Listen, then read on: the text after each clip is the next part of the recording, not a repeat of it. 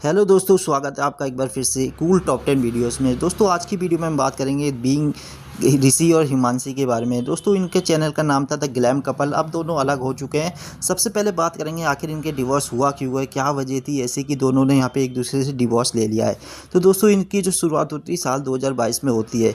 नई नई हिमांशी शादी करके आई थी ऋषि के घर में, तो वो अडॉप्ट करना चाह रही थी चीज़ों को। और उस ऋषि को जैसे ही पता चला कि हिमांशी का चैनल है और हिमांशी इतना अच्छा अर्न कर रही है चैनल से, तो ऋषि ने क्या किया कि मतलब ऋषि भी इंट्रोड्यूस आना चाहा, यूट्यूब में आना चाहा और अपना करियर बिल्ड करना चाहा यूट्यूब में। तो अब यहाँ पे हिमांशी पहले तो क्या करा सबके साथ, हिमांशी के मतलब जब शादी हो जाती है तो एक लड़की का जो कंट्रोल होता है वो हस्बैंड पे ही हो जाता है, मतलब कि दोनों के म्यूचुअल अंडरस्टैंडिंग से होता है। तो दोनों ने साथ में मिलकर ब्लॉग बनाना शुरू किया, दोनों को मज़ा आ रहा था। ऋषि को भी देख के अच्छा लगा कि यार इतने पैसे आ रहे हैं यूट्यूब से। तो उसने क्या किया कि यहाँ पे सीधे सीधे तौर पे अच्छे ब्लॉग बनाने लगा। फिर देखा धीरे धीरे जब इंटरेस्ट लोगों का रहता है तब व्यूज़ आ जाते हैं, लेकिन थोड़े टाइम बाद व्यूज़ डाउन होने लगे। और यही देख के ऋषि परेशान हो गया कि यार व्यूज़ आ क्यों नहीं रहे। फिर इन दोनों ने डिवोर्स का एक ड्रामा क्रिएट करा, वो प्रैंक क्रिएट करा और उससे फ़ायदा भी हुआ दोनों को। काफ़ी अच्छे व्यूज़ दोनों के चैनलों पे देखने को मिले। ऋषि ने उस दौरान अपना एक चैनल बनाया बीइंग ऋषि के नाम से, और एक ही महीने के अंदर 2 लाख सब्सक्राइबर गेन कर लिए, जो कि बहुत ही जल्दी था, क्विक था, बिकॉज ऑफ वो डिवोर्स का ड्रामा। और वैसे ही कुछ देखने को भी मिला। फिर हिमांशी को भी काफ़ी ज़्यादा फ़ायदा हुआ, उसके अदर जितने चैनल थे वो सब में व्यूज़ अच्छे भर भर के आने लगे, लाख लाख। तो ये काफ़ी ज़्यादा फ़ायदा हुआ दोनों को। फिर एक दिन क्या हुआ कि लोगों ने इनको एक्सपोज़ कर दिया। काफ़ी लोगों ने इनको एक साथ देखा और सब ने कहा कि तुम तो झूठ फैला रहे हो, ये कर रहे हो, तुम एक साथ हो अभी भी। तो यहाँ पे फिर इन दोनों को एक साथ आना पड़ा और ऋषि ने एक वीडियो बनाई और हिमांशी को इंट्रोड्यूस किया, कहा कि ये सब रियल था, ये फेक नहीं था, वो था। पर लेकिन सबको पता है कि ये सब इन्होंने फेम के लिए किया, और जो देखने को भी मिला भी। ऋषि ने अपना चैनल ग्रो कर लिया, हिमांशी को भी काफ़ी फ़ायदा हुआ। फिर दोनों की ज़िंदगी काफ़ी अच्छी चल रही थी, दोनों एक साथ वीडियो बना रहे थे। लेकिन हुआ क्या कि यहाँ पे कुछ कुछ चीज़ें होती है जो सामने वाले की पसंद नहीं आती। हिमांशी को यहाँ पे ऋषि की काफ़ी चीज़ें पसंद नहीं आ रही थी, जैसे कि उसने प्रैंक किया होगा, डिवोर्स का प्रैंक, वो भी हिमांशी को पसंद नहीं आ रहा होगा, क्योंकि हिमांशी पहले से सेटल थी, उसका अच्छा चैनल चल रहा था और वो शादी भी हो चुकी थी। तो उसे लाइफ में क्या चाहिए था, यहाँ पे ऋषि को चाहिए था फेम वगैरह। हिमांशी को वो चीज़ें पसंद नहीं थी। साथ ही साथ ऋषि का अपने आप को बड़ा दिखाना, औरों को छोटा दिखाना, मतलब छोटी छोटी चीज़ें जो इंसान में होती है कि मैं ज़्यादा पढ़ा लिखा हूँ या फिर मैं ज़्यादा स्मार्ट हूँ, इस तरीके से वो हिमांशी को पसंद नहीं आता था। छोटी छोटी चीज़ों पे उसे टोकना बार बार, तो वो हिमांशी को इरिटेट कर रहा था। साथ ही साथ उसकी मर्ज़ी से उसके चैनल पे, हिमांशी ने अपने चैनल पे 3 साल मेहनत करके तब अपना चैनल ग्रो किया। उस पर भी जो पूरा कंट्रोल था वो ऋषि का हो गया था। ऋषि अपने हिसाब से ब्लॉग बनाता था, क्या ब्लॉग बनेगा, कहाँ बनेगा, कैसे बनेगा। साथ ही साथ ब्लॉग में अगर हिमांशी नहीं भी बनाना चाहती ब्लॉग, तो ज़बरदस्ती ब्लॉग बना रहा था उससे। तो इन्हीं चीज़ों से हिमांशी यहाँ पे बहुत ज़्यादा वो हो चुकी थी, मतलब कि हेट हो चुकी थी, नफ़रत हो चुकी थी उसे, और यही कारण था कि वो अलग हो चुकी है। फिर उसके बाद हुआ क्या कि एक बार यहाँ पे जब इस चीज़ों से परेशान होकर हिमांशी ने अपने घर में जाके ये सारी चीज़ें बताई, तो उसके घर वालों को भी पता चला और वो भी काफ़ी ज़्यादा शौक हुए। वो शौक हुए कि इतनी सारी चीज़ें हो रही हमारी लड़की के साथ। उन्होंने तुरंत हिमांशी को कहा कि जल्दी अपने घर आओ और कि तुम सब कुछ छोड़ के अपने घर रहने आ जाओ। और इसके खिलाफ अभी फिर रिश्तेदार इकट्ठा हुए और उन्होंने यहाँ पे ऋषि के खिलाफ केस कर दिया कि यहाँ पे हमारी जो लड़की को हैरेसमेंट करता है, उसे परेशान करता है, क्रिमिनल केस, डाउरी केस, ये 4-5 केस उस पर लगा दिए। फिर ऋषि यहाँ पे क्या करता है कि वीडियो के थ्रू लोगों को इन्फ्लुएंस करता है और बताता है कि मैं सही हूँ, कोई लड़की कि हम दोनों म्यूचुअल अंडरस्टैंडिंग से भी सब कुछ सही किया जा सकता था, ये गलत है, वो गलत है। ऋषि ने काफ़ी वीडियो बनाई और बताया कि हिमांशी कितनी गलत है, कि हम दोनों शांत रह के भी इस मामले को वो कर सकते थे। लेकिन हिमांशी ने कोर्ट में मुझे धकेला है और मुझे अब बार बार वहाँ जाना पड़ेगा, 25,000 रुपये खर्च करके जयपुर, लखनऊ से जयपुर जाना पड़ेगा। तो ये सारी चीज़ें यहाँ पे उसने बताई थी, ऋषि ने बताई थी। फिर इस सब को देख के हिमांशी ने भी एक वीडियो बनाई और हिमांशी ने भी बताया कि इसने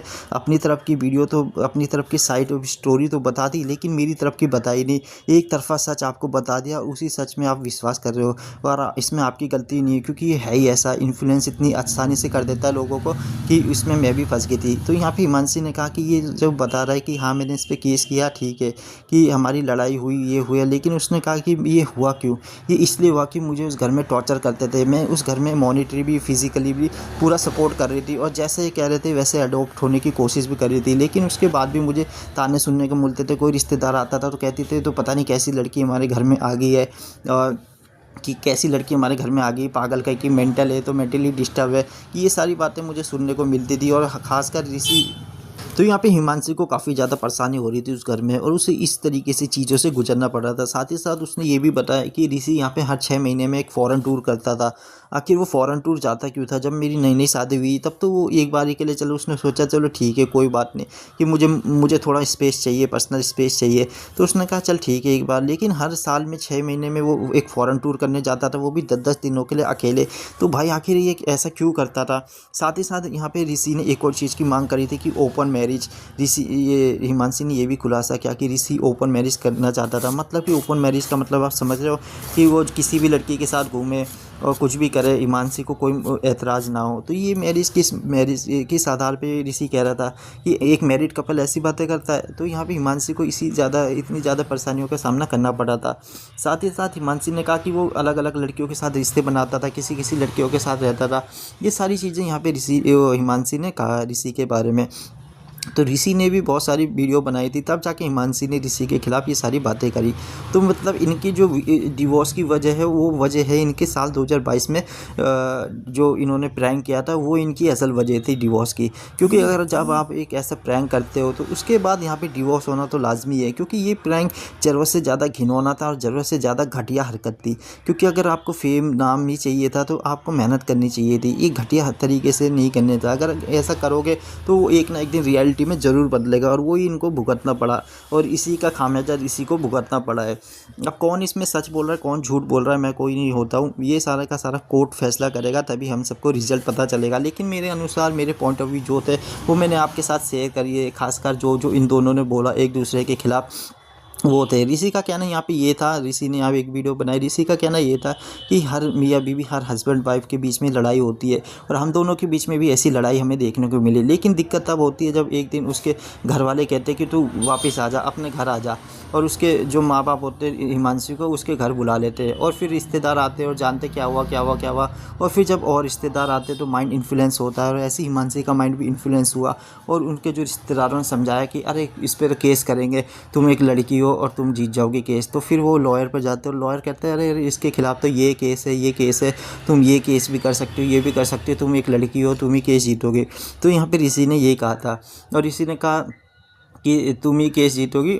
तो ये करके यहाँ पे उसने मुझे केस कर दिया कि जब हम दोनों मिलके बात को समझा सकते थे तो केस करने की ज़रूरत क्या थी। तो ऋषि ने यहाँ पे क्या कि उसके बाद मुझे आई चिट्ठी और बार बार जब तक वो ज़िंदगी भर वो केस नहीं सॉल्व होता तब तक मुझे बेल के लिए जाना पड़ेगा।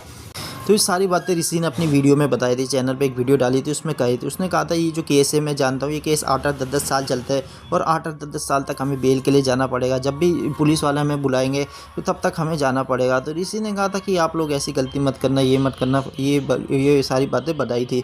उसके बाद हिमांशी ने वो वीडियो बताई जो मैंने अभी आपको बता चुका हूँ। तो इन दोनों के बीच क्या असल मामला था मैंने आपको बता दिया। दोनों के बीच एक मिसकम्युनिकेशन हुआ, मिसअंडरस्टैंडिंग हुई। चाहे ऋषि अपने आप को ओवर स्मार्ट दिखाता था, हिमांशी को डम समझता था और हिमांशी को ये चीज़ें बुरी लगती है क्योंकि हिमांशी एक वो थी इंट्रोवर्ट इंसान थी और बहुत कम बोलती थी। और ऋषि यहाँ पे मुझे लगता है थोड़ा ज़्यादा ओवर एक्टिंग करता था और अपने आप को थोड़ा जीनियस समझता था, अपने आप को मैं बहुत ज़्यादा खूबसूरत, मैं बहुत ज़्यादा ये हूँ।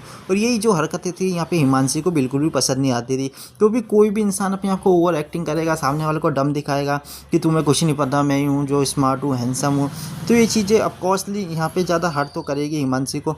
और साथ में ऋषि जो कुछ करता भी नहीं था, साथ ही साथ हिमांशी की वजह से उसका नाम हुआ, हिमांशी की वजह से उसे फेम मिली, उसका चैनल भी हिमांशी की वजह से ग्रो हुआ। साथ ही साथ हिमांशी इतनी स्मार्ट लड़की थी, वो तो खूबसूरत भी थी और साथ ही साथ अन्य पैसे भी ऋषि की फैमिली को दे रही थी, फिजिकली भी सपोर्ट कर रही थी और पूरा कोऑपरेट कर रही थी। लेकिन वहीं ऋषि उसके खिलाफ मतलब उससे मतलब इतना अटैच भी नहीं था, दूसरी लड़कियों के साथ घूम रहा था और मतलब ओपन मैरिज चाहता था, हर वो 6 महीने में फ़ॉरेन टूर करता था।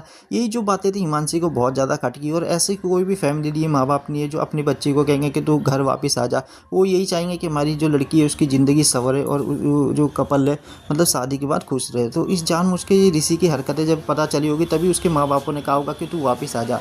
तो ये इनके रियल रीज़न था डिवोर्स का। तो आई होप वीडियो आपको पसंद आई हो, आगे भी मैं इसी तरह की और अच्छी वीडियो आपको लाता रहूँगा। उससे पहले चैनल को सब्सक्राइब कर दीजिए, वीडियो को लाइक ज़रूर करके जाना। धन्यवाद।